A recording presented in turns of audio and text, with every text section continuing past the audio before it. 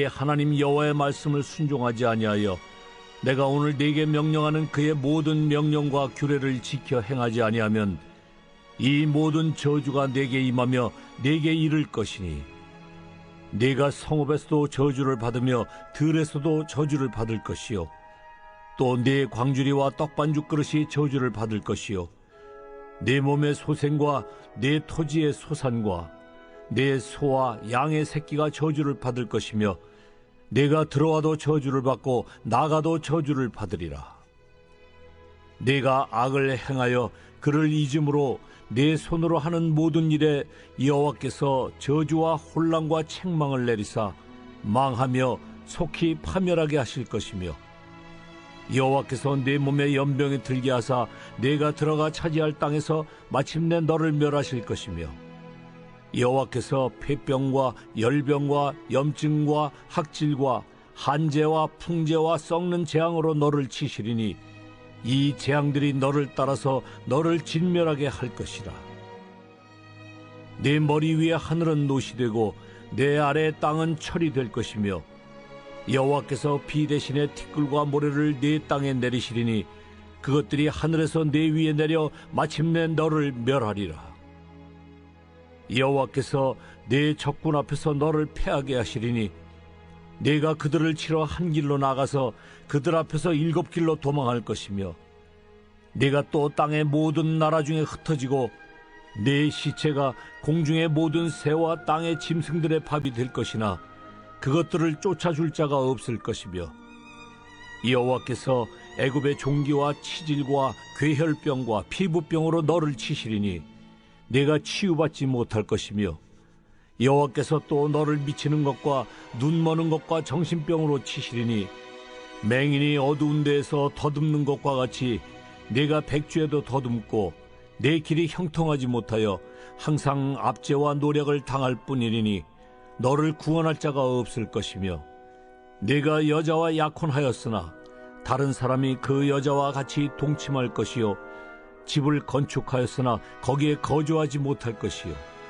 포도원을 심었으나 내가 그 열매를 따지 못할 것이며 내 소를 내 목전에서 잡았으나 내가 먹지 못할 것이며 내 나귀를 내 목전에서 빼앗겨도 도로 찾지 못할 것이며 내 양을 원수에게 빼앗길 것이나 너를 도와줄 자가 없을 것이며 내 자녀를 다른 민족에게 빼앗기고 종일 생각하고 찾음으로 눈이 피곤하여지나 내 손에 힘이 없을 것이며 내 토지 소산과 내 수고로 얻은 것을 네가 알지 못하는 민족이 먹겠고 너는 항상 압제와 학대를 받을 뿐이니 이러므로 내 눈에 보이는 일로 말미암아 네가 미치리라.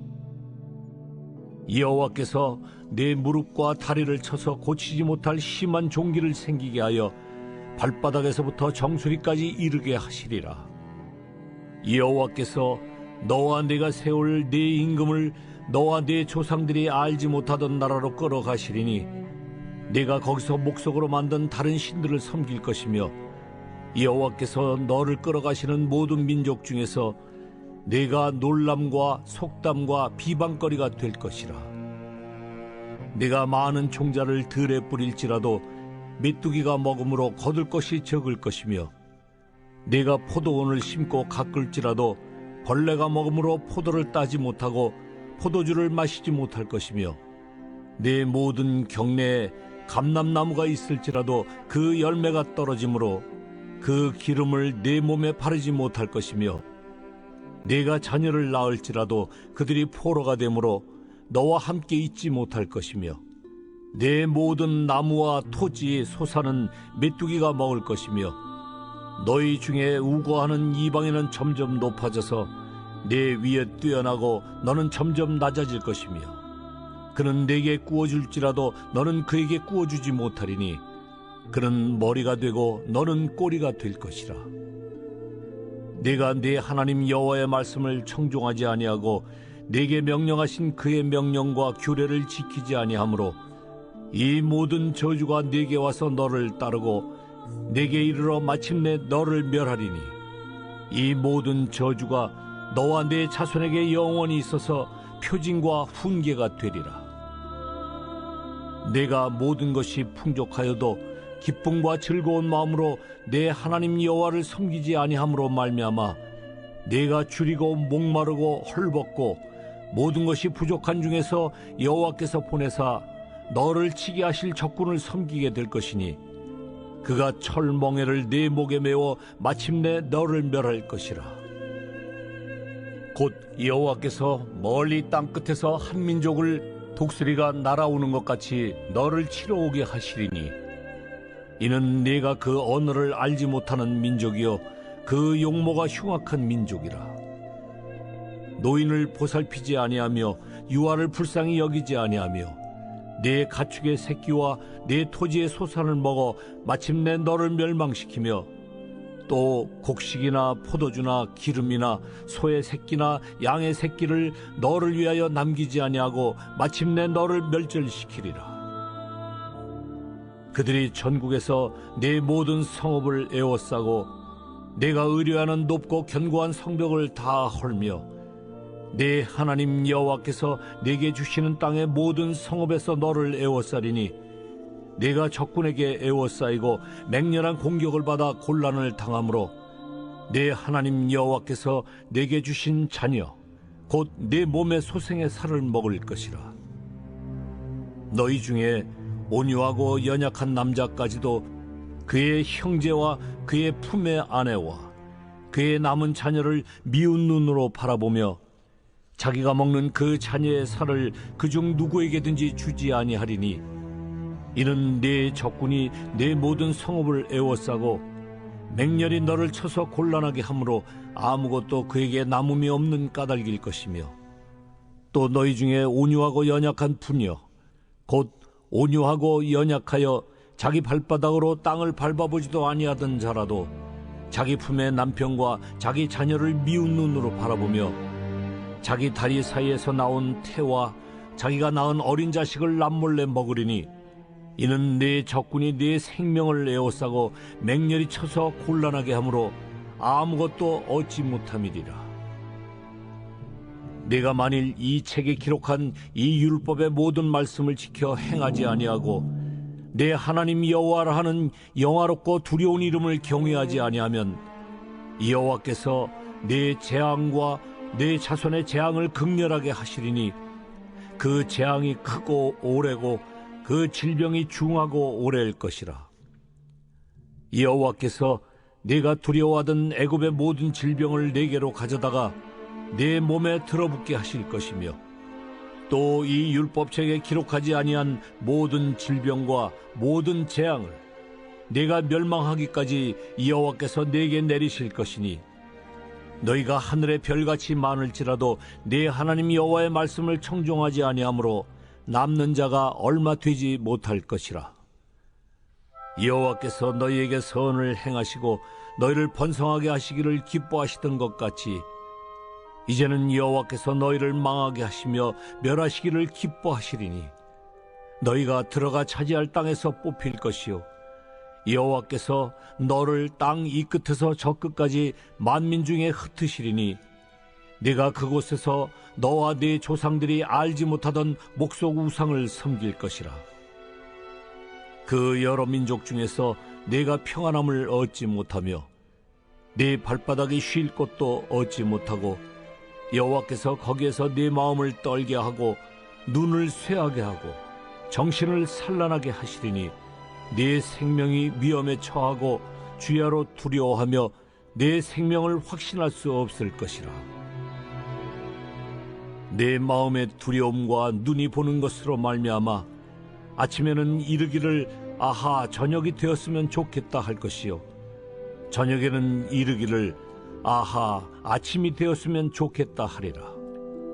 여호와께서 너를 배에 싣고 전에 네게 말씀하여 이르시기를 네가 다시는 그 길을 보지 아니하리라 하시던 그 길로 너를 애굽으로 끌어가실 것이라. 거기서 너희가 너희 몸을 적군에게 남녀 종으로 팔려 하나 너희를 살 자가 없으리라.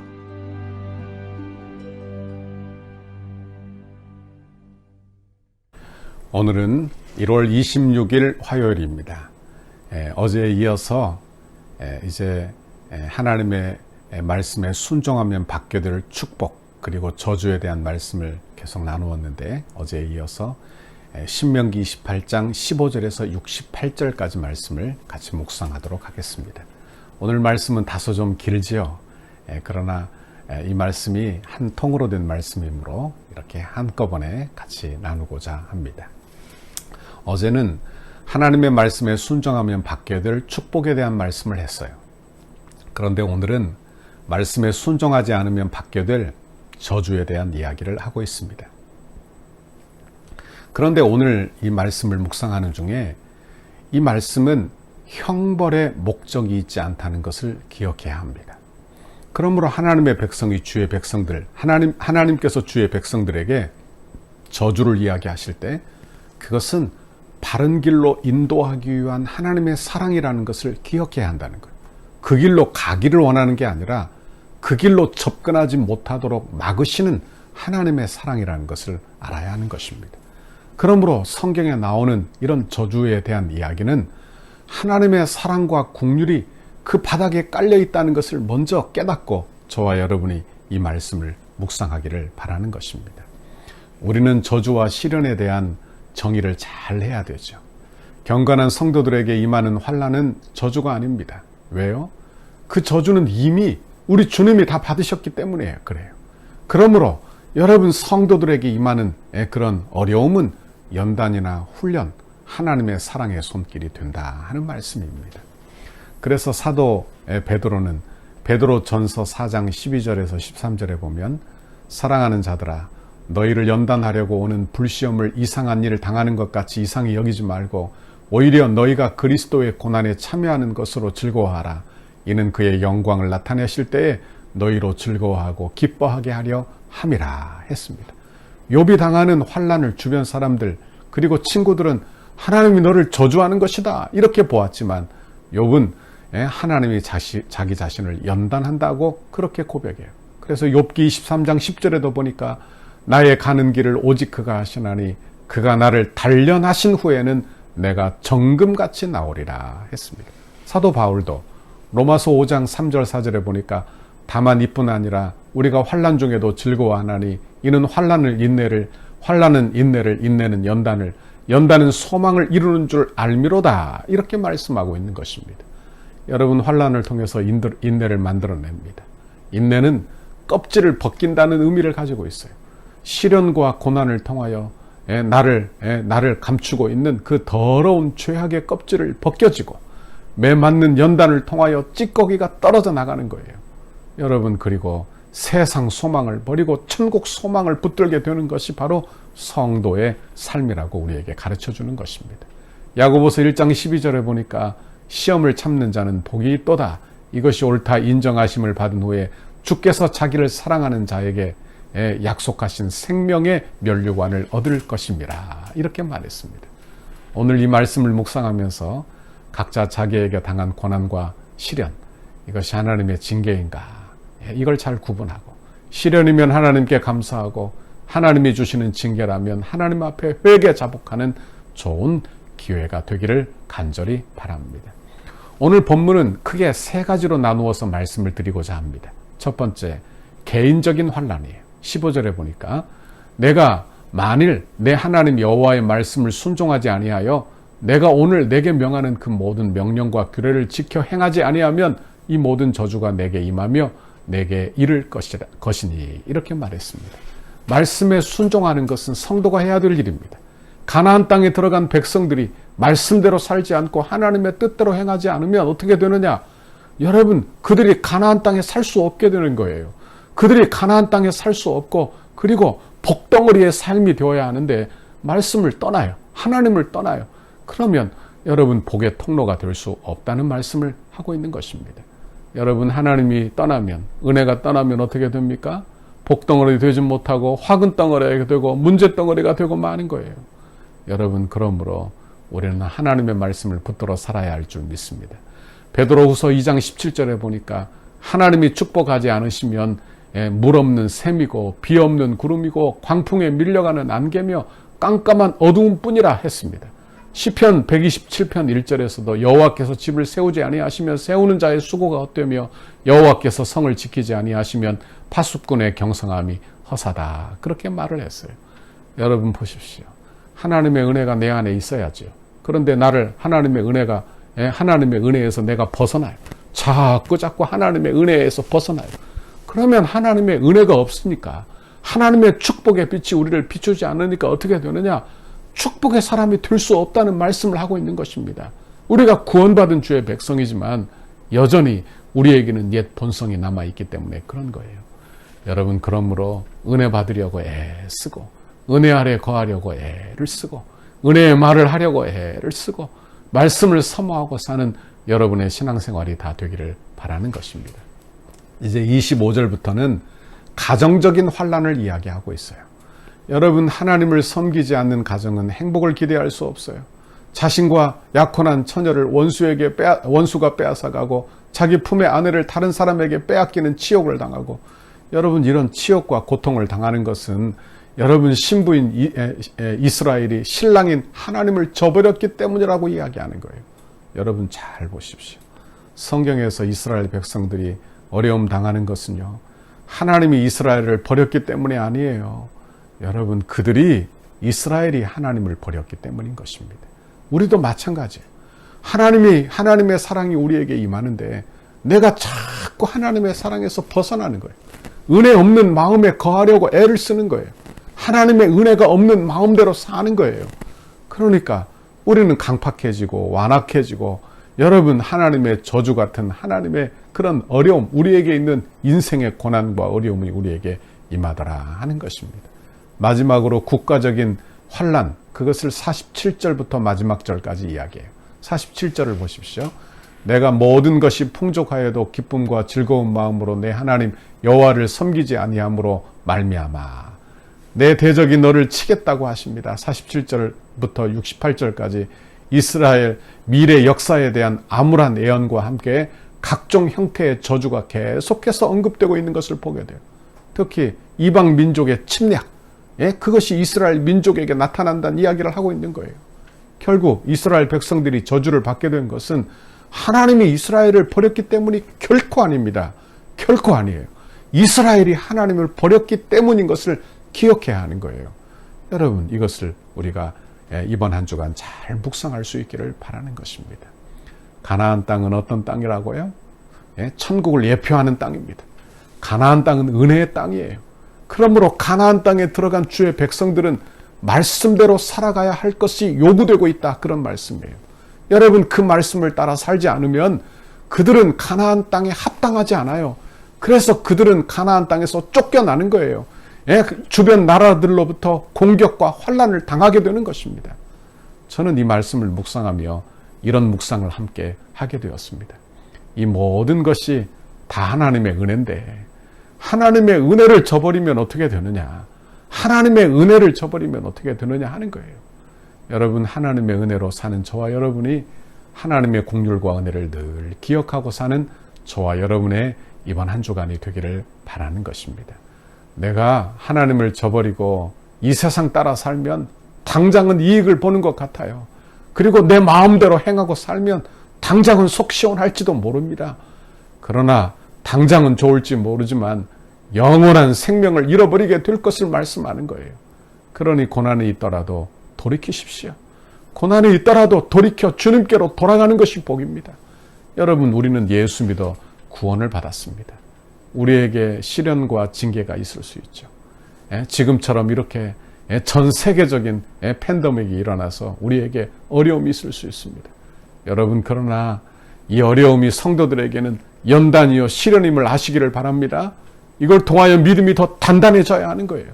하나님이 주시는 믿음의 선물이 있다는 것을 기억하고 믿음을 잘 지켜야 하는 것입니다. 여러분, 그러면 복이 될 거예요. 그러나 이 시련으로 말미암아 믿음을 저버린다면 다 잃게 되는 것입니다. 믿음이 없으면 아무것도 아니에요. 믿음이 없으면 이 세상의 복도 물질도 아무것도 아니에요. 여러분, 그러므로 저와 여러분은 회개하고 돌이키고, 여러분 참고 인내하여 하나님 주시는 사랑을 받고 축복받는 저와 여러분의 오늘 하루가 되기를 바랍니다. 오늘 하루도 가나안 땅에 마음을 품읍시다. 가나안의 마음을 품읍시다. 선한 마음, 착한 마음, 내 안에 애굽의 마음을 버리십시오.